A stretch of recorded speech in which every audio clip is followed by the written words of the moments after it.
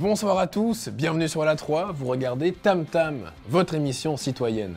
Notre modèle agricole, devenu industriel dans l'après-guerre, est aussi devenu l'une des causes principales du saccage de la planète. Qu'il soit question de pesticides tueurs d'abeilles, de semences OGM qui détricotent la biodiversité, de l'épuisement de nappes phréatiques, des gaz à effet de serre et de la déforestation due à l'élevage intensif, de l'érosion de la biodiversité, de l'érosion nutritionnelle, de l'érosion... Voilà.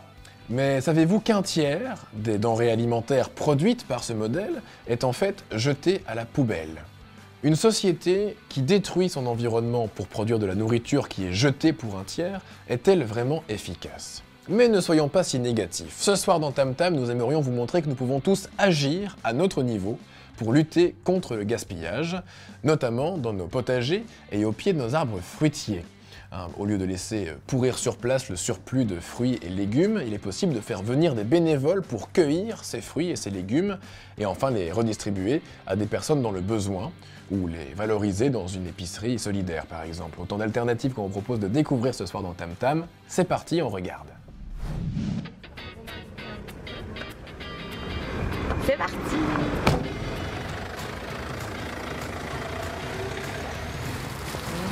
C'est les sacs qu'on va mettre les pommes. Ouais, on a déjà fait une récolte.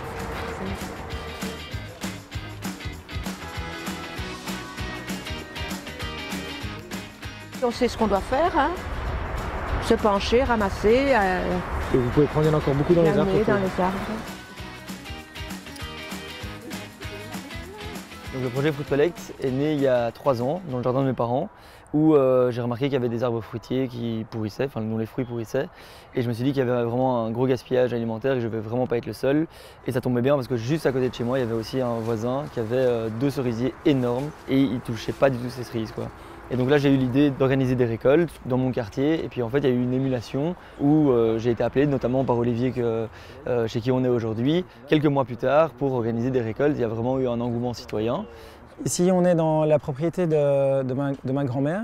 C'est une propriété qui aujourd'hui n'est plus utilisée, ce qui veut dire que les fruits ne sont plus récoltés. Donc globalement, on peut voir que ce sont les animaux qui se donnent à cœur joie.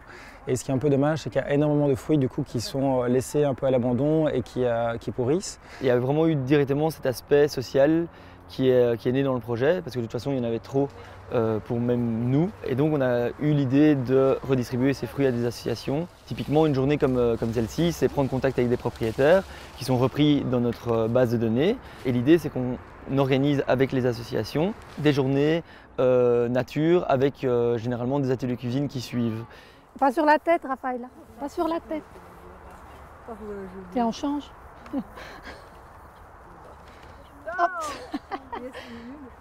C'est un métier de précision.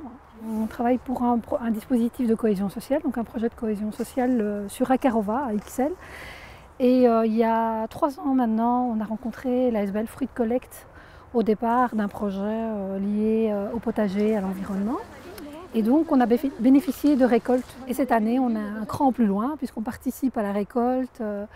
Et avec cette récolte, on anime un atelier cuisine. Et donc c'est vraiment une prise de conscience à la fois du gaspillage alimentaire par rapport aux fruits.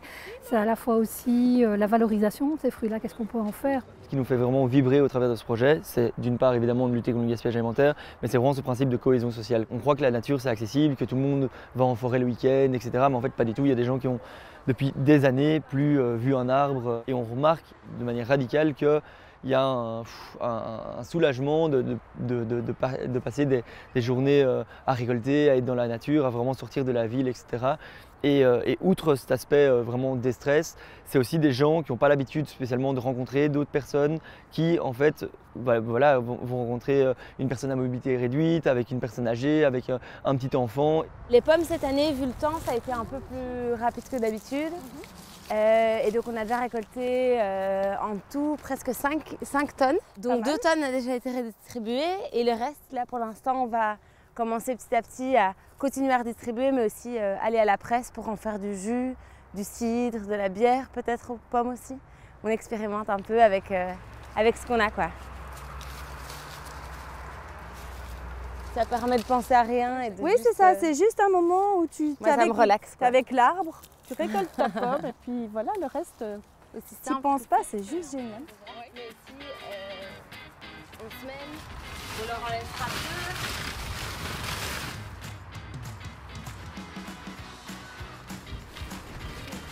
Aujourd'hui, on a fait entre 10 et 12 sacs. Je pense qu'on en a eu 12 et un grand sac, c'est 20 kilos. Ah, donc plus de 200 kilos. Grâce à nous. Bravo les filles.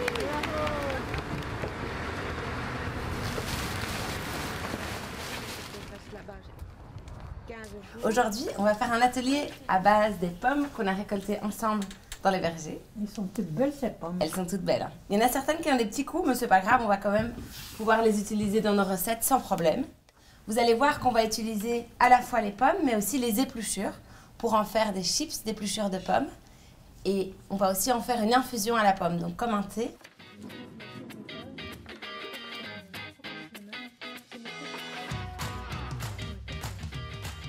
Si on les lave bien et qu'on les met dans la cave, ou bien dans le frigo, ou au congélateur, même on peut les conserver de nombreux mois. Au congélateur?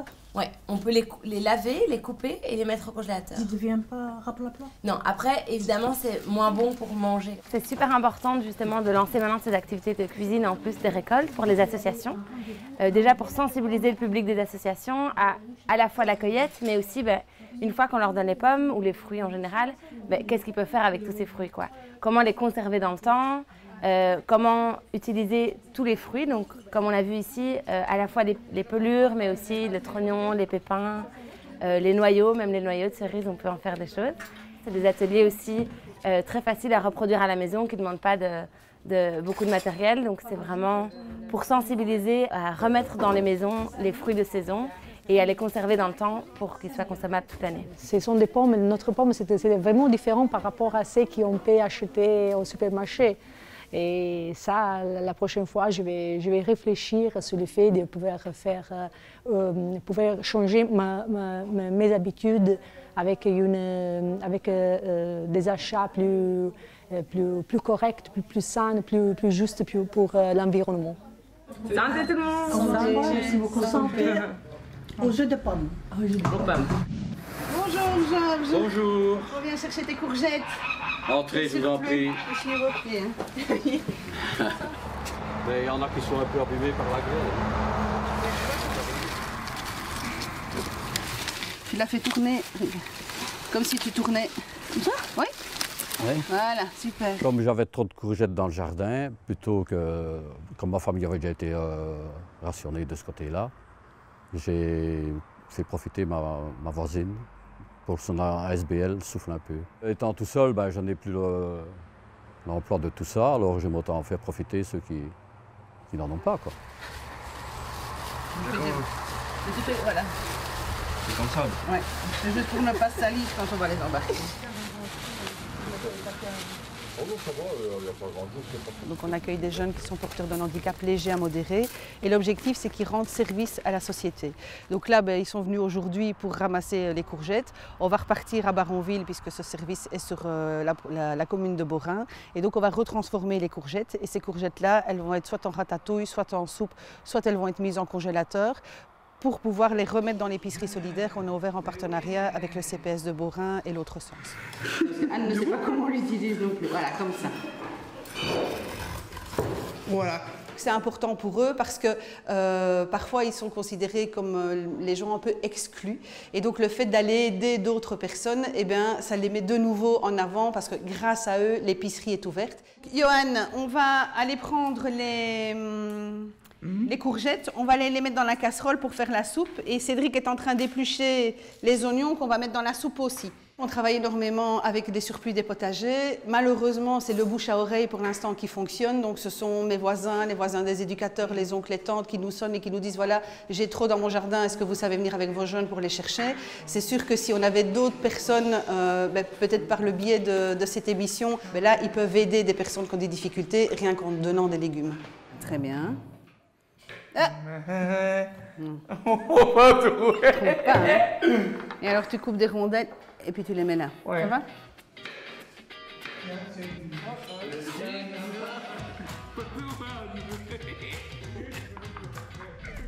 Merci beaucoup d'avoir regardé ce Tam Tam. N'hésitez pas à le retrouver sur notre site internet, télévisiondumonde.be, ainsi que sur nos différents réseaux sociaux. Nous sommes présents sur Facebook et sur YouTube.